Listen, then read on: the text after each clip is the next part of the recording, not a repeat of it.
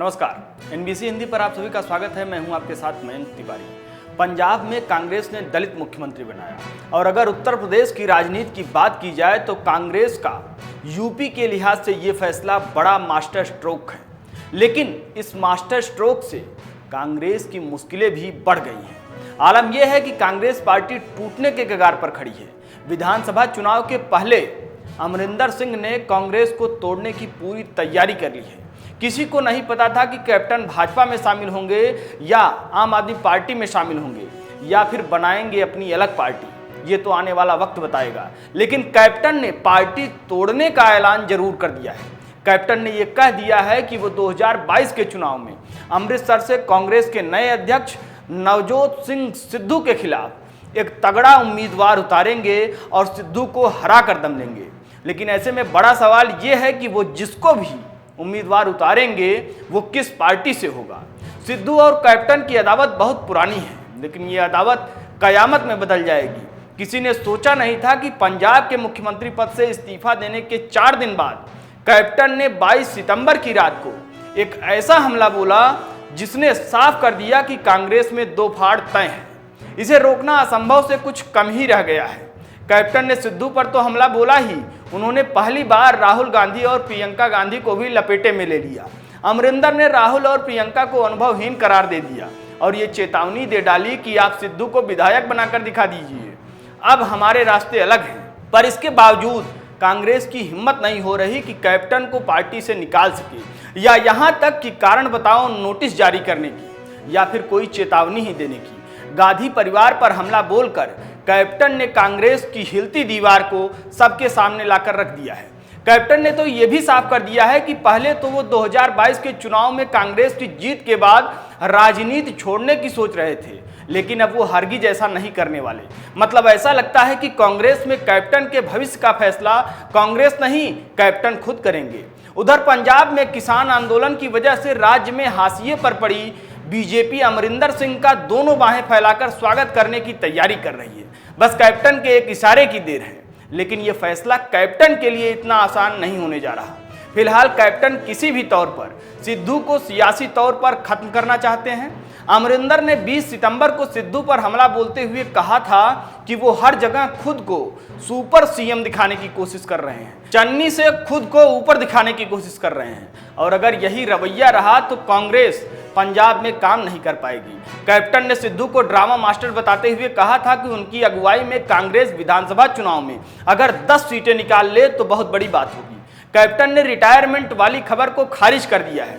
उन्होंने एक इंटरव्यू में कहा कि अब नए युद्ध की तैयारी में हूं, अगर कोई हाथ बढ़ाता है तो थामूंगा और अगर कोई हाथ मारता है तो पलट कर दूंगा। मैं रिटायर होने वाला नहीं हूं। अब ऐसे में सवाल यह है कि कैप्टन जाएंगे तो कहां जाएंगे। अपने भूतपूर्व सीएम हो जाने से केवल एक दिन पहले वो वर्चुअल किसान मेले में बैठे थे। #No farmer no food. तीनों कृषि कानूनों के खिलाफ 10 महीने से दिल्ली की सीमाओं पर बैठे किसानों के साथ खड़े होने का दावा कैप्टन कई बार कर चुके हैं। ऐसे में वो बीजेपी में कैसे जाएंगे, ये बड़ा सवाल है। 15 सितंबर को वो ट्विटर पर बादल परिवार की खिंचाई कर रहे थे कि जून 2022 में जब कैबिनेट कृषि अध्यादेशों पर मुहर लगा रही थी तो आप इसकी रबड़ी खा रहे थे। केवल कांग्रेस ने इसका विरोध किया था और कृषि कानूनों के खिलाफ हम लड़ते रहेंगे। लेकिन गजब हो गया, आज कैप्टन कांग्रेस को ही खत्म कर देने की कसम खा रहे हैं। दिल्ली में नरेंद्र भांबरी उनके ओएसटी हैं। उन्होंने कैप्टन की एक तस्वीर ट्वीट की है और लिखा है कि जोरदारी के साथ वापसी। इसका इशारा क्या समझा जाए। कैप्टन की नाराजगी को तोड़ने के कुछ दिनों बाद बीजेपी ने उन पर डोरे डालने शुरू कर दिए। हरियाणा के गृह मंत्री अनिल विज ने ट्विटर पर लिखा कि पाकिस्तान समर्थक और पाकिस्तान के राष्ट्रपति इमरान खान और जावेद बाजवा नवजोत सिद्धू और उनके सहयोगियों को पंजाब में सत्ता में लाने के लिए कांग्रेस की गहरी राष्ट्र विरोधी खतरनाक साजिश है, ताकि भविष्य में पंजाब और पाकिस्तान एक साथ चल सके। अनिल विज ने अगले ही ट्वीट में इसे विस्तार देते हुए लिखा कि राष्ट्रवादी कैप्टन अमरिंदर सिंह उनके रास्ते में बाधा थे, इसलिए उन्हें राजनीतिक तौर से मार दिया गया। पंजाब में सभी राष्ट्रवादी ताकतों को कांग्रेस के गलत मंसूबों को नाकाम करने के लिए हाथ मिलाना चाहिए। आपको याद हो तो एक बार नहीं, कई मौकों पर कैप्टन ने सिद्धू पर पाकिस्तान के हाथों में खेलने के आरोप लगाए हैं।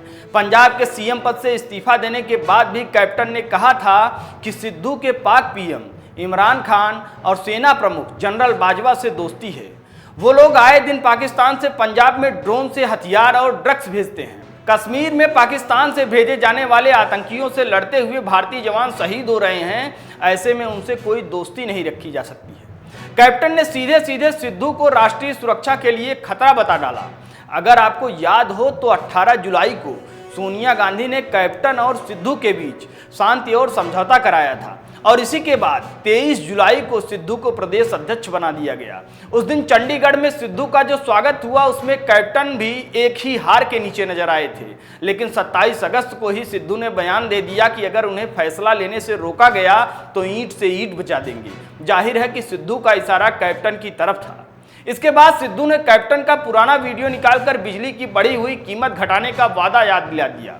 इस पर अमरिंदर ने सिद्धू के सलाहकार मालविंदर सिंह माली के उस ट्वीट को आगे बढ़ा दिया जिसमें उन्होंने लिखा था कि भारत और पाकिस्तान दोनों ही कश्मीर में अवैध कब्जेदार हैं। कुल मिलाकर हालात बिगड़ते गए और सोनिया गांधी न तो अमरिंदर पर ही लगाम कस सकी और न ही सिद्धू पर। दोनों एक ही पार्टी के तो नेता हैं लेकिन विरोधी दलों से भी बदतर तरीके से एक दूसरे के साथ सलूक कर रहे थे।